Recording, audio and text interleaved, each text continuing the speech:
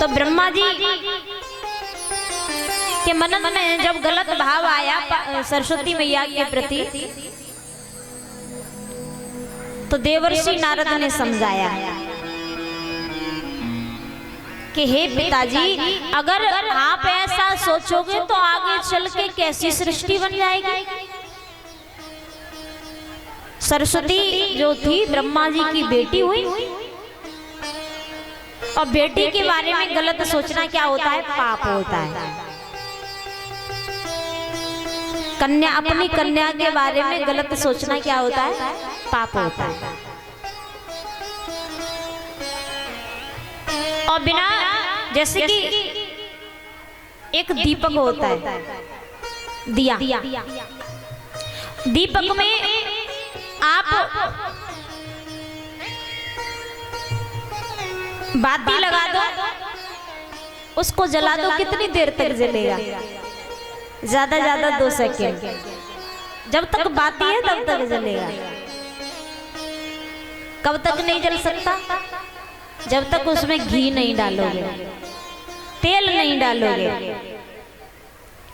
कहते हैं कि तेल के बिना सूखा दीपक जिस तरह नहीं जल सकता है, त्यों ही केवल नर के द्वारा संसार नहीं चल सकता है। बिना स्त्री के संसार आगे बढ़ने वाला नहीं है। एक बार क्या हुआ, पार्वती मैया रूठ गए। एक और बात बतावे,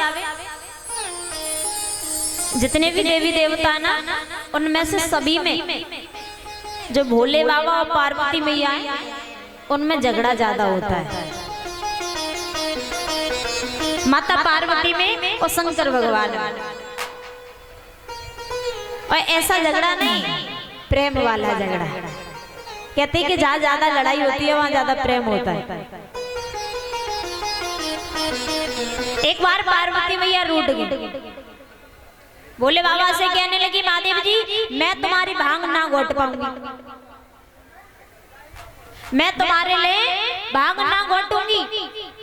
इतनी दूर से पानी भर के लाती हूँ, मेरे हाथ पैर दुखने लगते। तो गौरा मैया कुटरिया को एक कुटिया थी भोले बाबा की, उसकी ताला लगाया, चाबी को साथ लेके जाने लगे। और महादेव जी से बोली, गौरा मचल गई और मायके चली गई, और दे गई तालो कुटरिया में, भोला अब ना रहूंगी नगरिया में, भोला अब ना रहूंगी नगरिया में।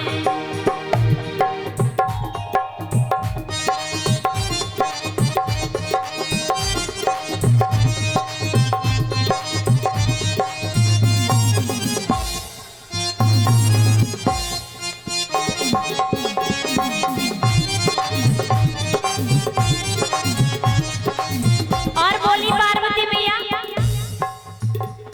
अरे रोज रोज भोला मुँह पे भांग घुटवावे, रोज रोज भोला मुँह पे भांग घुटवावे, अरे रोज रोज भोला मुँह पे भांग घुटवावे, भांग घुटवावे मुँह पे भांग घुटवावे। और बोली, भोले बाबा के घर में जो सिलबट्टा था वो भी टूट गया।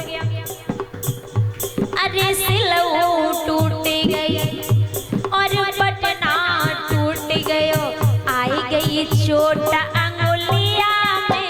अंगुलिया में, भोला अब ना रहूंगी नगरिया में, भोला अब ना रहूंगी नगरिया में। जय हो।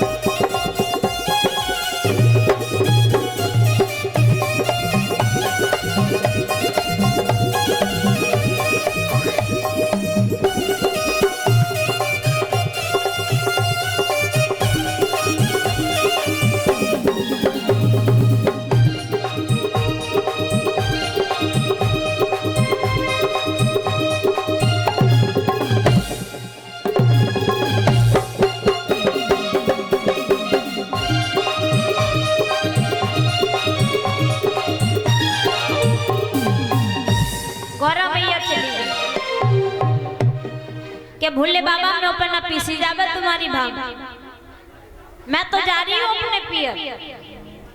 चली गई गौरा मैया।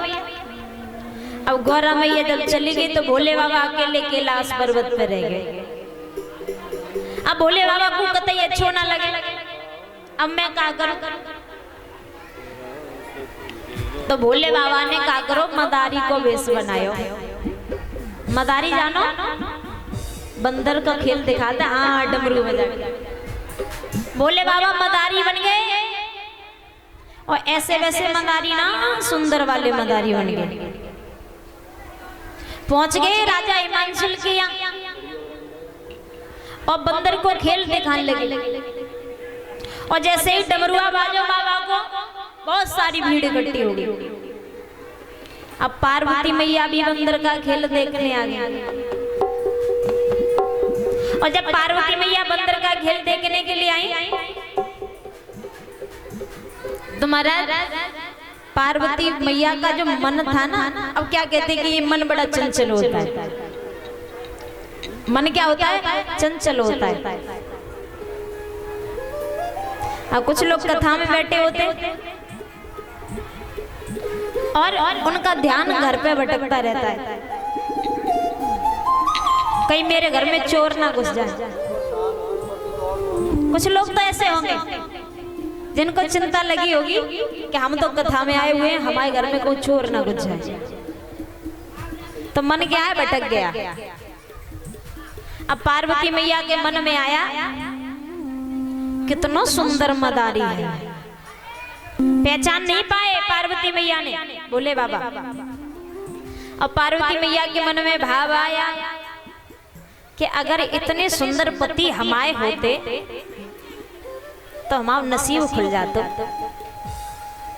पार्वती मैया के मन में भाव आया कि इतने सुंदर पति हमारे होते तो हमारा नसीब खुल जाता।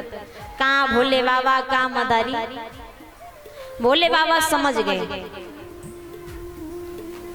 कि पार्वती ने हमें पहचान नहीं पाया और पार्वती के मन में गलत विचार आ गया। भोले बाबा पूरे भेष में आ गए, कहने लगे अब बिल्कुल नहीं ले जाऊंगा कैलाश पर्वत पर।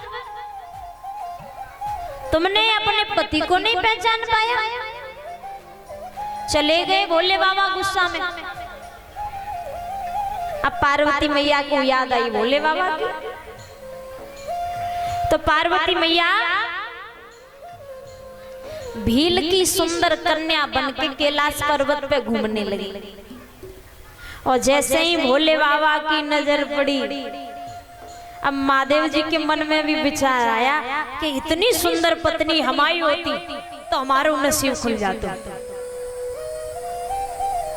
भोले बाबा के मन में विचार आया कि इतनी सुंदर अगर पत्नी हमारी होती तो हमारा नसीब खुल जाता। अब भोले बाबा बोले, पहुंच गए पार्वती के पास, तुम हमें बड़ी प्यारी लग रही हो। अब पार्वती मैया मन में सोच रही है कि अब आया ऊंट पहाड़ के नीचे।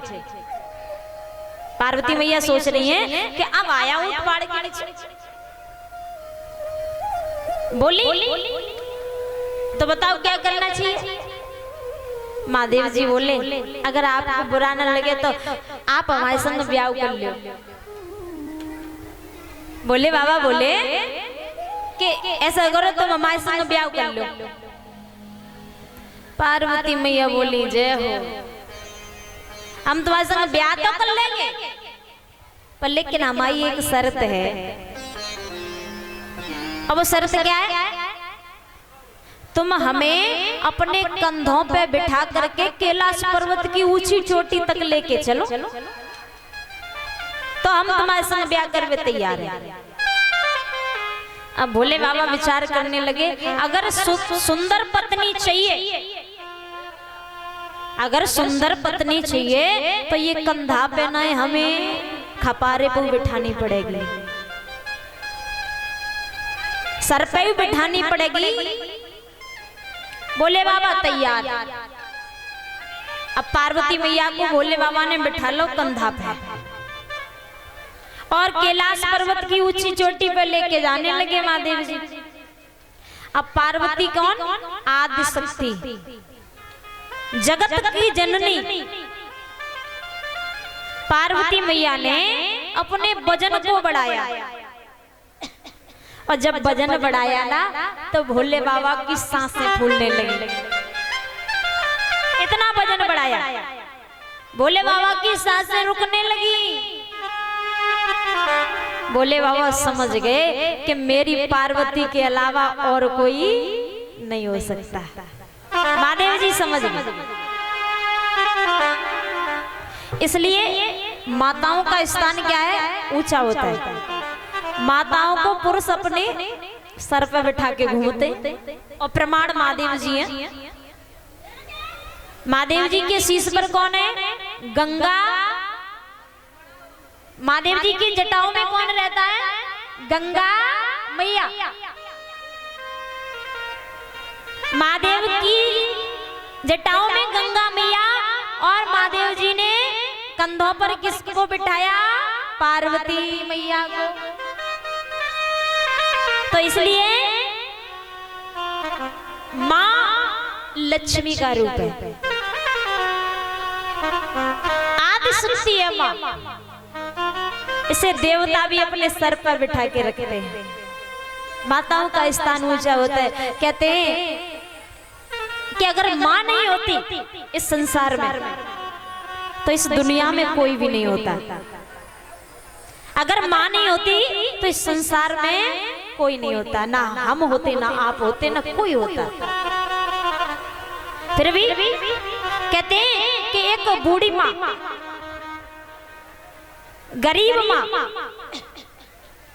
समझने वाली बात है, समझना, 4 बच्चों का पेट पाल लेती है, मेहनत करती है, मजदूरी करती है, 4 बच्चों का पेट पाल लेती है, और वो 4